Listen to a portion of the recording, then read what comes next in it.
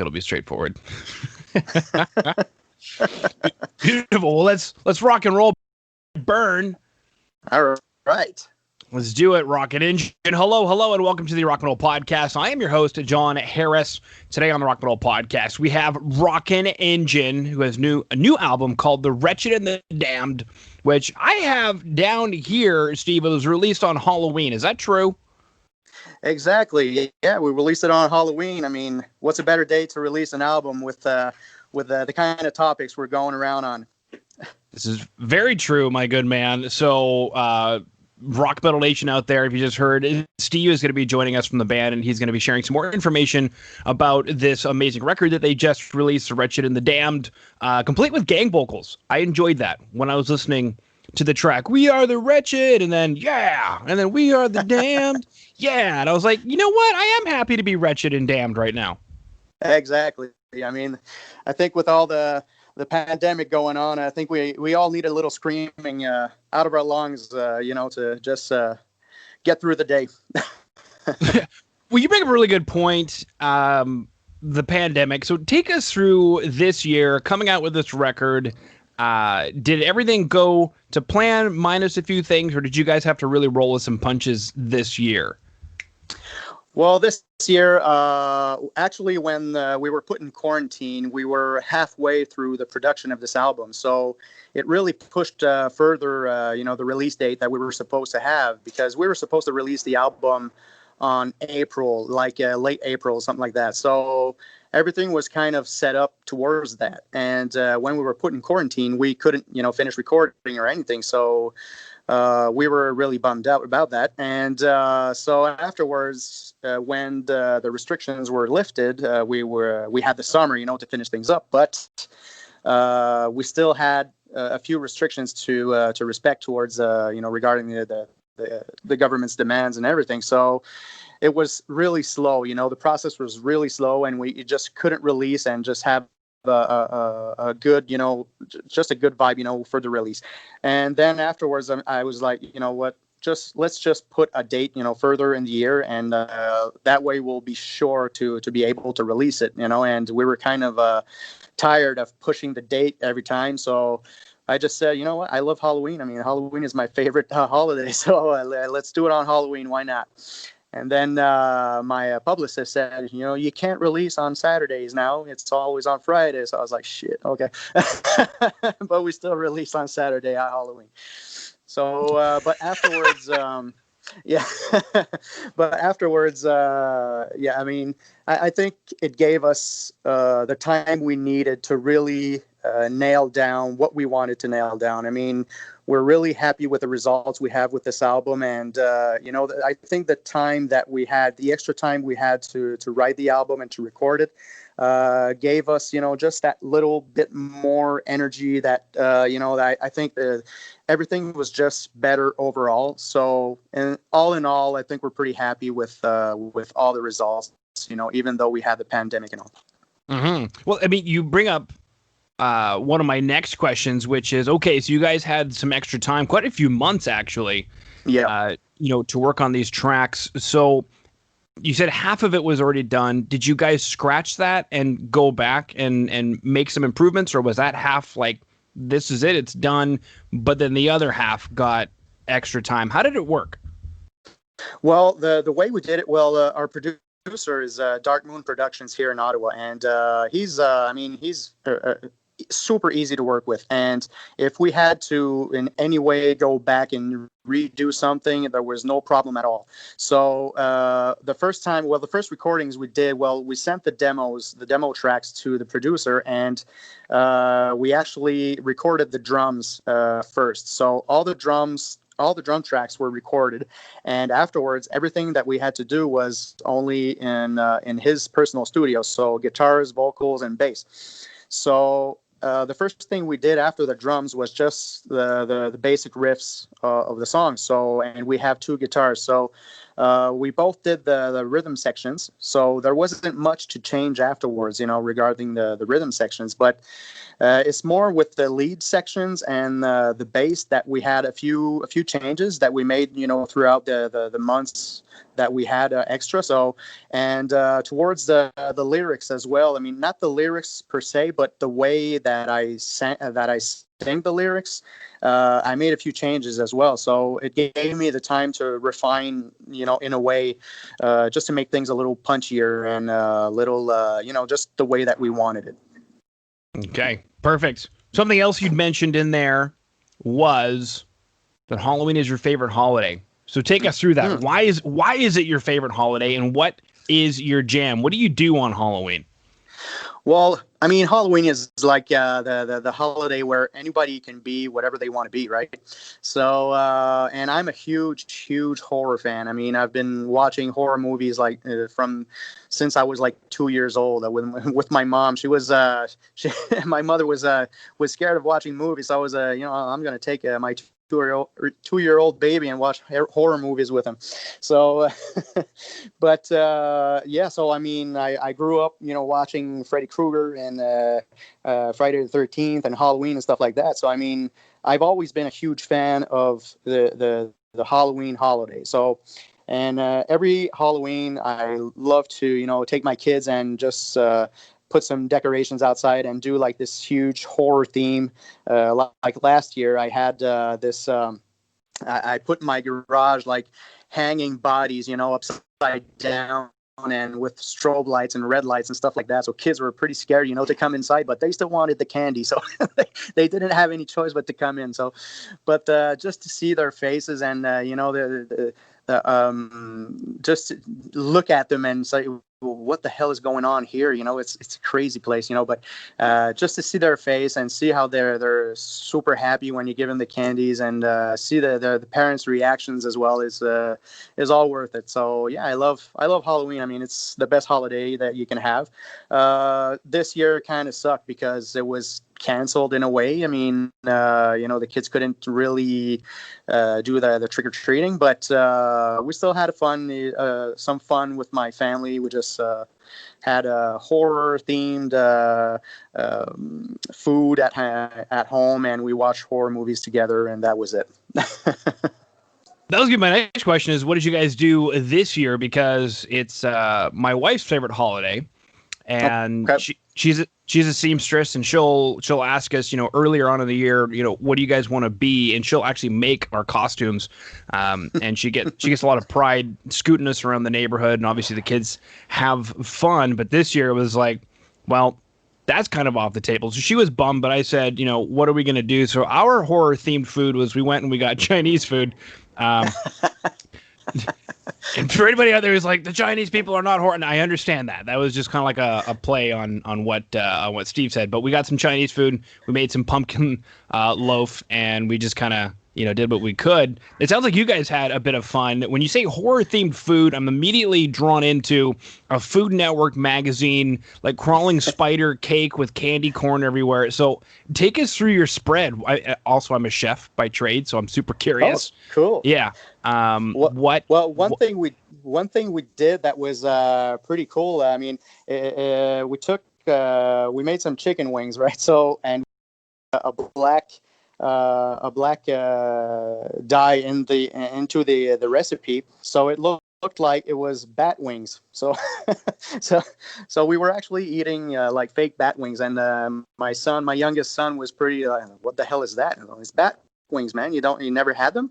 So so that was kind of fun. And besides that, we had like just nachos with we took like just eggs and put made fake eyes with them and just put them around and stuff like that, fake fingers and stuff, just to make it fun to look at, really. But the special thing was really the chicken wings, the black chicken wings that we made. It was kind of fun when we all had a black mouth afterwards, but yeah. But it's all part of it. Other than that, I mean, when you said about the costumes, I do most of my costumes as well, and all my the makeup too. So and my wife does the makeup and costumes for my son. So we're kind of pretty crafty at home. So when it comes to Halloween, we always organize ourselves, in advance, and we go to the thrift store and buy a lot of stuff and just make everything ourselves, right?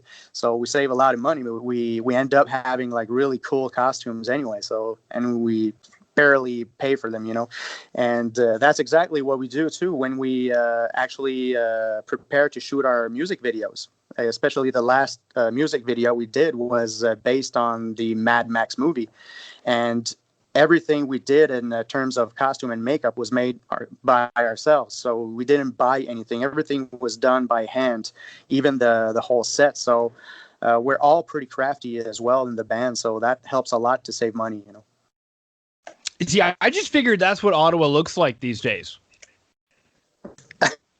Mad Max?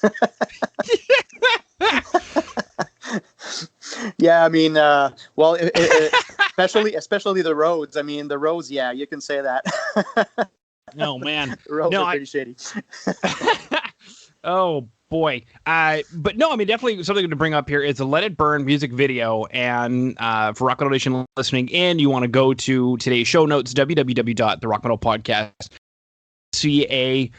You can go ahead and click on the link. You can see the music video for Let It Burn, or wherever you're listening in right now. There should be a show notes section, whether it's Spotify, iTunes, Google Play. I'm probably getting all those names wrong now because they keep changing every single week what they're called. Or on YouTube, there's like a little section of comments. You can click on the video. You can check it out. You can see the boys. This is absolutely incredible. So, I mean, you just went through it, but did you guys do this before the quarantine and you just like held on to it, or? We actually held on to it. We planned on doing it before the quarantine, but since everything was pushed away, we couldn't, obviously. But afterwards, it kind of like the same thing for the music. I mean, we had time to think even further, for the planning for the video. So we came up with a lot more ideas than we had originally. So, and it turned out like crazy well. I mean, we couldn't ask for a better location. We got this location for free. It was it looked like a desert, but it was actually a sand pit in a city like near Ottawa. And the owner, it was a commercial. It's a commercial business, and the owner was like, "Cool, you want to shoot a video? That's nice. So yeah, you guys take the you guys can have the place for the weekend and just lock up afterwards." I was like, "Really? Okay, nice." So we It's had so the location. Canadian. Yeah, exactly. Eh? But That's why I love Canada. yeah, so yeah, exactly. I mean, it was the guy was super cool, and he said, if you guys want to do it again afterwards, you're more than welcome, because we cleaned after ourselves and everything, so it didn't even look like something happened there. So he was really happy afterwards, and we were happy as well. So, and after that, I mean, everything was just perfect. The weather was perfect because we were shooting outside, so we were lucky to have the perfect weather, and everything else was just all preparation. And on the day of the shoot, I mean, everything was pretty much done. The only thing we had to do is set up the whole scenery and make sure that we have all the shots that we needed.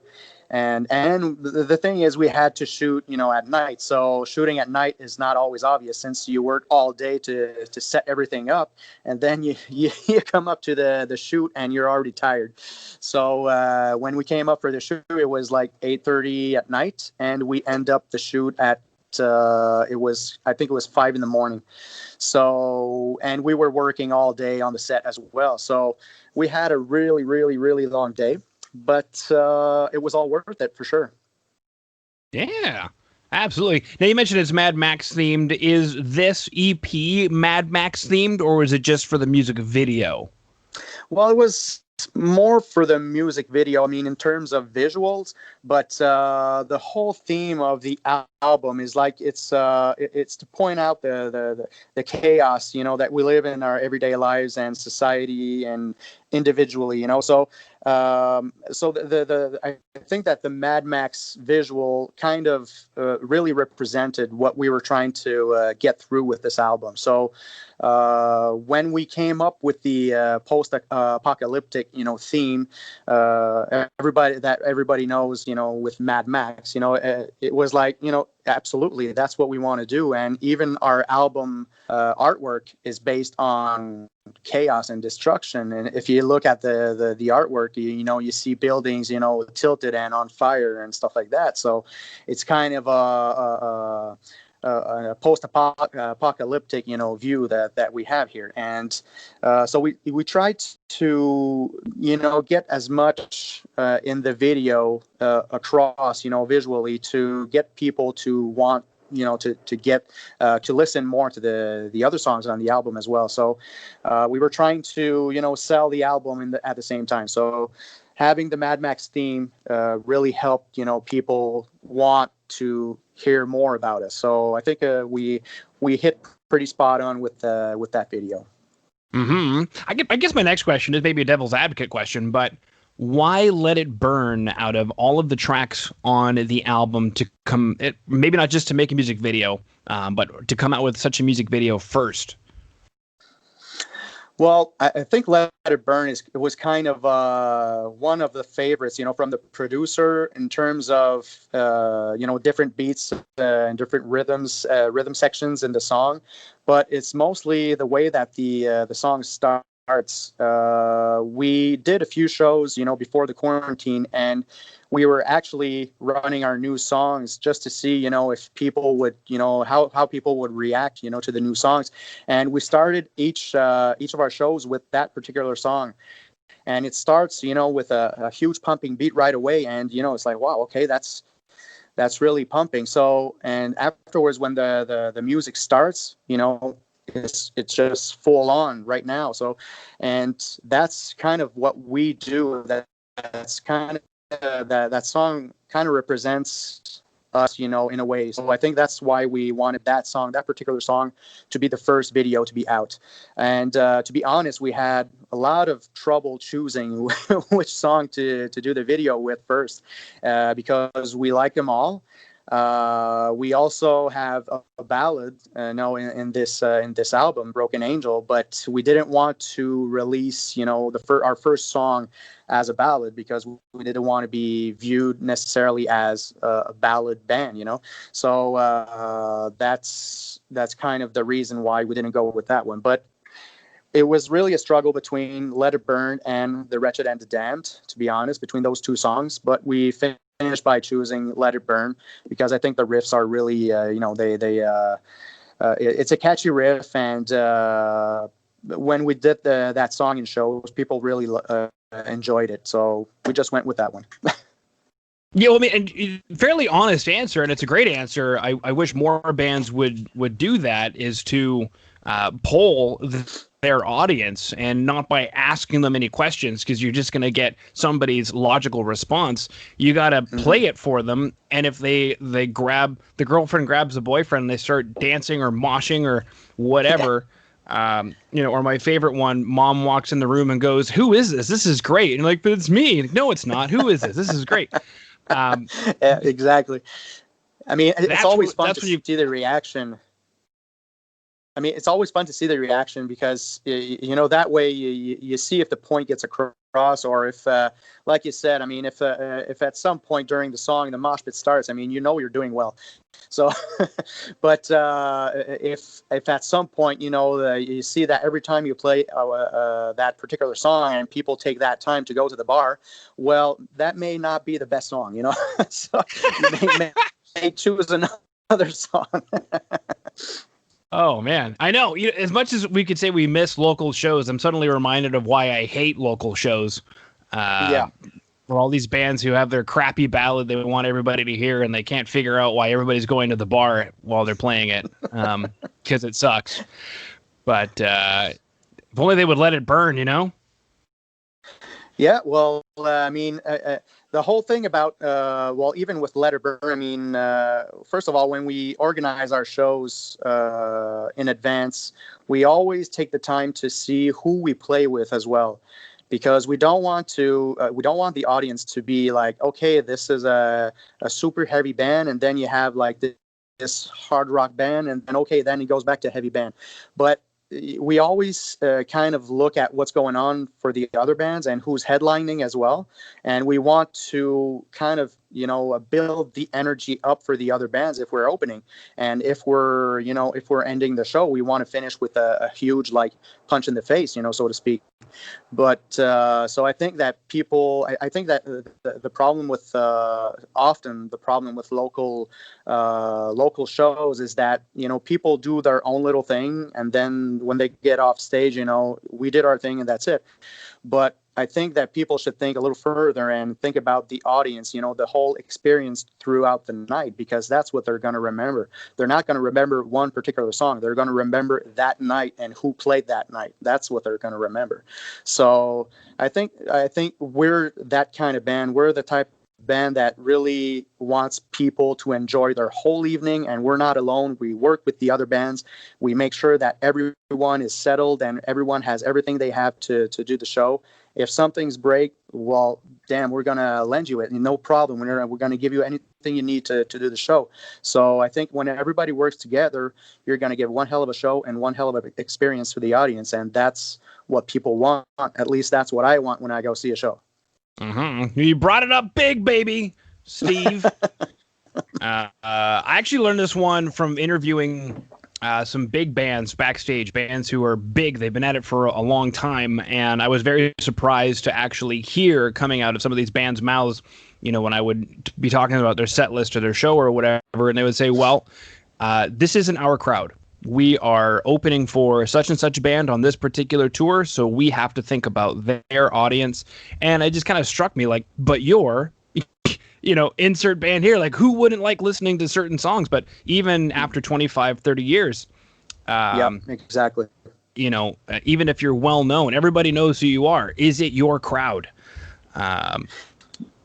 Yeah, that's the thing. I mean, if you pay for a headliner and you see the other bands coming in, I mean, it's awesome. They're probably amazing bands, but like you said, I mean, it's about the entire night. It's not only about one band, it's about the whole show, and there's a build-up to be made, and that build-up is probably the most important thing, for the fans. And you don't want to have a high and then a low and then struggle to get that high again, so you want it always to build up. And if you get that low point in the middle of the night, well, that's a problem, because then the headliner has to really pump everything up. Even though they're super good, there's that certain energy that's missing, and that's part of the opening act's job to do, so yeah. Speaking of that build up, let's talk about this EP, The Wretched and the Damned.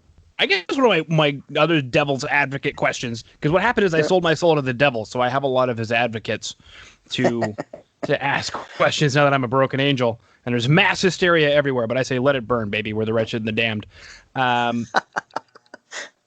Because you guys had time, was there ever a decision to say, why don't we just do a full album, or was it always like, we're going to do this EP, we're just going to make this EP stronger? And then secondary to that, Steve, is what was the design of the EP? What am I holding in my hand? What were you looking to create, especially getting Dark Moon involved, who has a proven track record?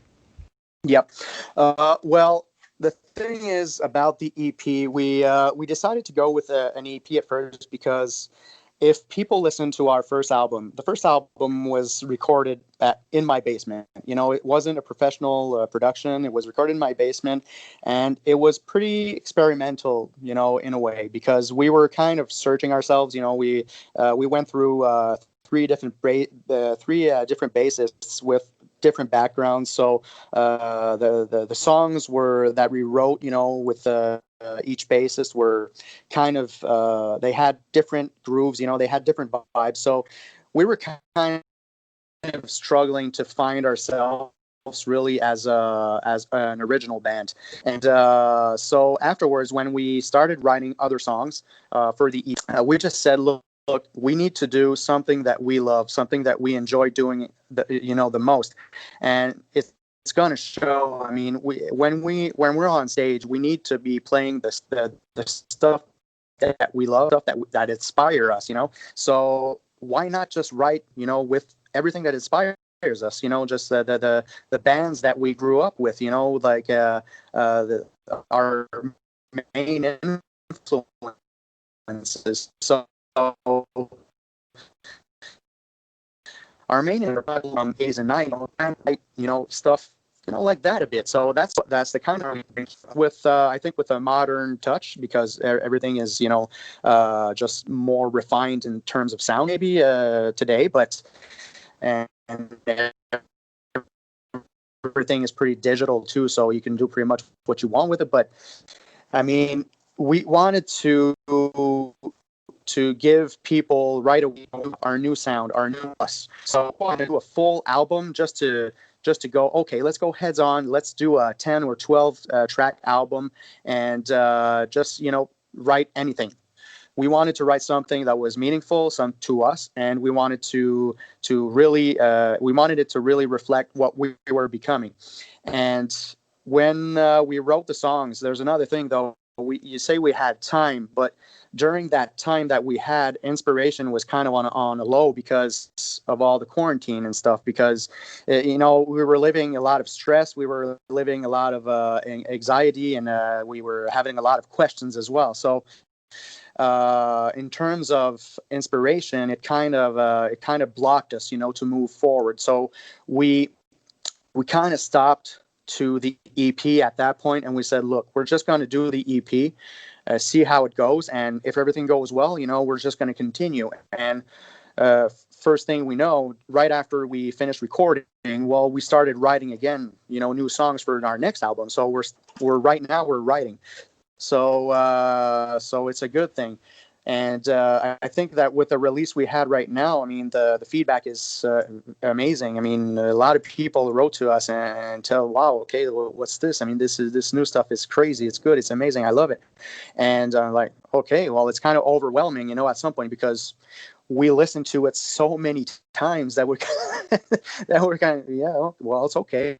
I mean, okay, but yeah, I mean, I think the feedback is amazing, and it pushes us to continue even further. And like I said, we're still writing, and we're aiming for an album for our next release for sure. Okay, perfect. Well, it sounds to me, Steve, like we've chatted about Let It Burn, the music video, The Wretched and the Damned, both the track and the EP. We've chatted about how this year has gone for you guys. We've chatted just now about the exciting news you guys are working on an album, and it sounds like more than likely with the same stellar production team over at Dark Moon. So big shout out to them. Absolutely. Yeah, I don't think I have any other questions, Steve. Is there anything else you wanted to bring up? Well, the only thing I can bring up is if people want to support us, we have a Rockin Engine Bandcamp website, so Rockin Engine at bandcamp.com, and we're also available on Spotify, iTunes. We are on Amazon as well. You can find us on social media on Facebook and Instagram and Twitter, and we are on YouTube. Beautiful. All right. Well, Steve, thank you so much for coming on to the Rock Metal Podcast today. Thank you so much. It was a pleasure meeting you.